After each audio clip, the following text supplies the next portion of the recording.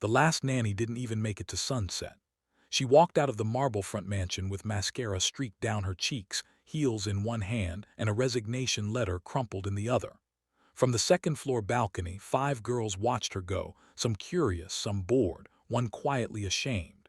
Inside the house, silence followed the slam of the front door, the kind of silence that felt heavier than shouting. For the millionaire who owned the place, this wasn't surprising anymore.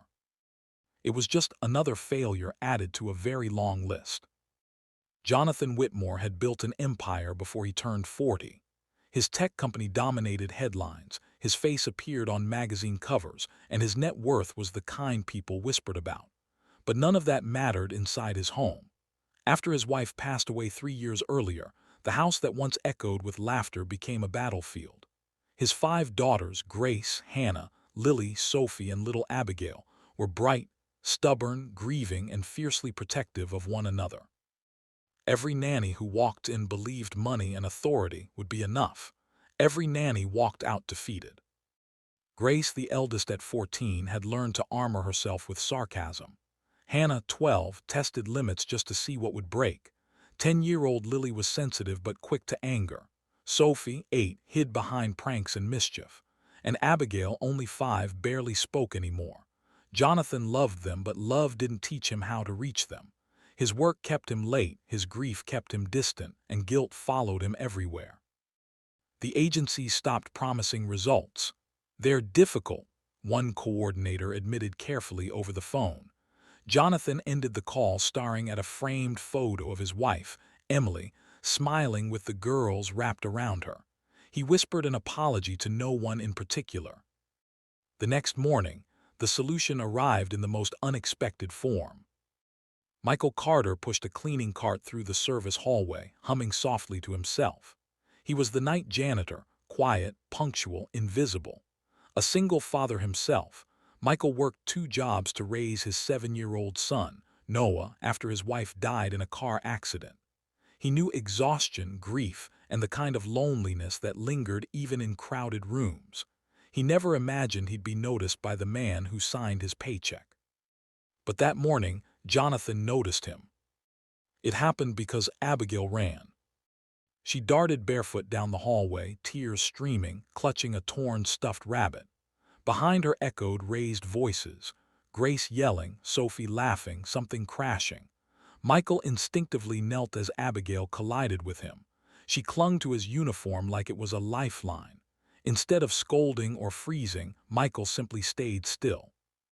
"Looks like Bunny had a rough morning," he said gently. Abigail looked up at him, surprised. She nodded. "I can fix him," Michael added, "if you want." She hesitated, then held out the toy. Jonathan saw the whole thing from the doorway. He watched as Michael carefully stitched the rabbit with steady hands, speaking softly, listening more than talking. Abigail sat beside him the entire time. When he handed the toy back, she hugged it, and then, for the first time in months, smiled. Something in Jonathan broke open. Later that day, in a moment of desperation masked as confidence, Jonathan made an offer that shocked them both. "I need help," Jonathan said bluntly in his office. "Not cleaning, my daughters, no one stays, they don't listen. I saw how you spoke to Abigail." Michael shook his head immediately. "Sir, I'm not qualified, I'm just a janitor." Jonathan leaned forward. "You're a father." Michael hesitated. He thought of Noah, alone at home with a neighbor, of bills stacked on the table, of the ache of responsibility. "I can't replace a nanny," he said. "I don't need a nanny," Jonathan replied quietly. "I need someone real."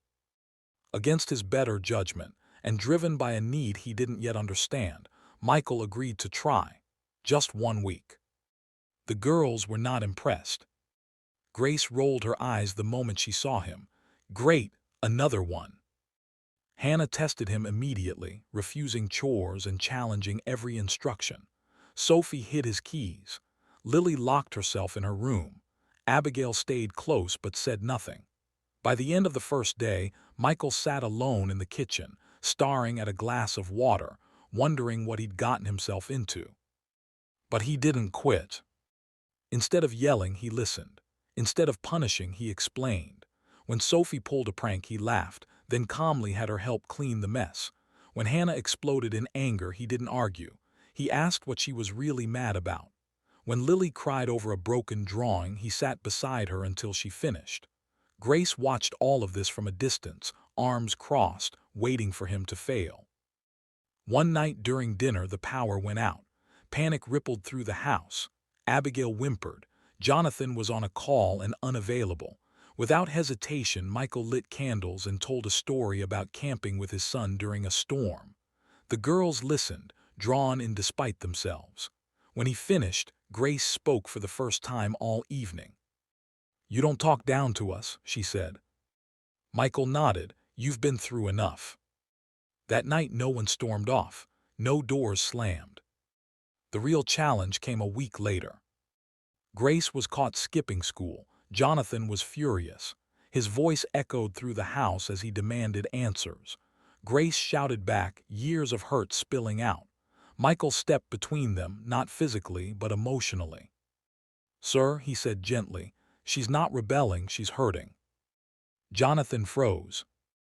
Grace broke down. She admitted she felt invisible, that every nanny felt temporary, that she was scared of loving anyone who might leave. Jonathan listened, really listened, for the first time since Emily died. He pulled his daughter into his arms, both of them crying. That night, Jonathan thanked Michael with trembling hands. The weeks turned into months. Michael became part of the household rhythm. The girls started helping with chores, not because they had to, but because they wanted to. Abigail began speaking in full sentences again. Sophie's pranks softened into jokes. Lily found her confidence. Hannah learned to channel her anger into art. Grace started trusting. Michael never pretended to replace their mother. He honored her memory, spoke her name, and reminded them that love didn't disappear, it expanded. Jonathan changed too. He left work earlier. He attended school events. He learned that success at home mattered more than success on paper. One evening, as the family sat together laughing over burnt cookies, Grace looked at Michael and said, "You know you stayed." Michael smiled. "I always planned to." The story spread quietly, not through headlines but through hearts. A millionaire's house didn't need another professional. It needed compassion, patience, and someone who understood loss. In the end, it wasn't money that healed that family. It was empathy. It wasn't authority that brought peace. It was love in action. And sometimes, the people who change our lives the most arrive through the side door, pushing a cleaning cart, carrying a heart strong enough to hold others together.